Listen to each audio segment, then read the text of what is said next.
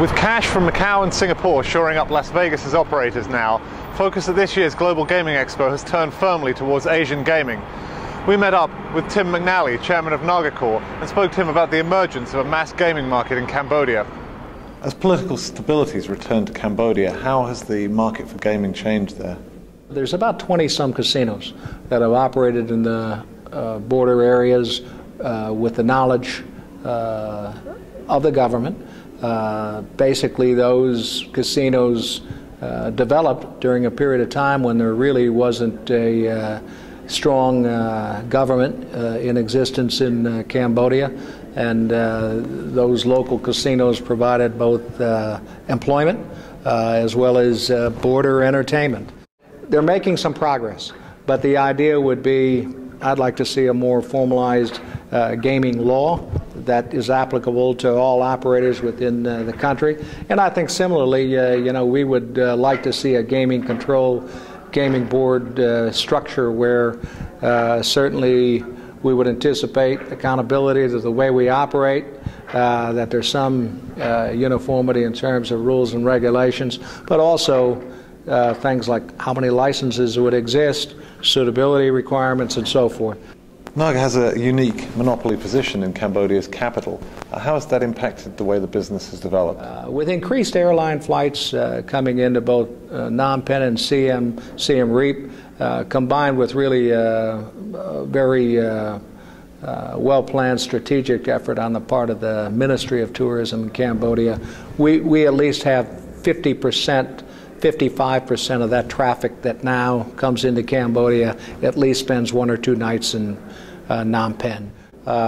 We've been in a position, no debt, no gearing, so we've been able to pay a little bit more in terms of junket commissions. We offered a 1.7 commission versus 1.2 or 1.25 for many years, and that's what kept a lot of those players coming our way. Once our facility was completed, and we moved into the land-based casino in 2003, late 2003.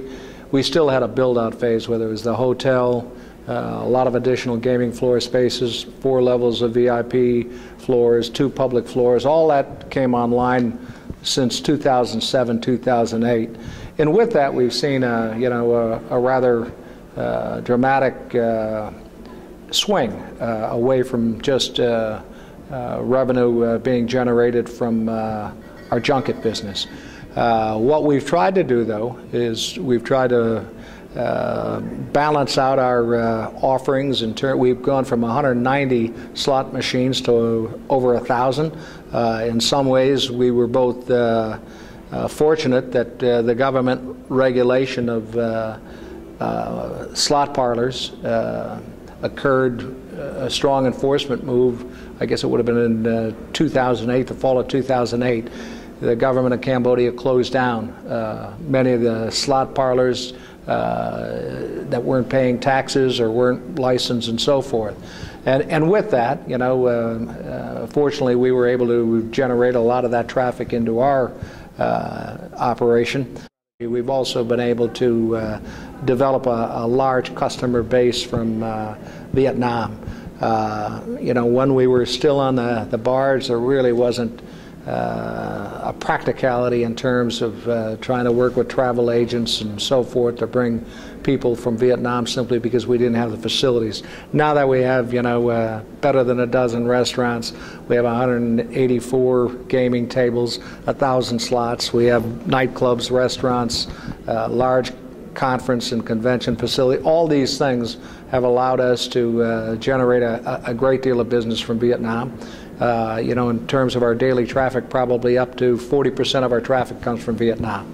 On any given day, we may have 150 busloads of visitors from Vietnam.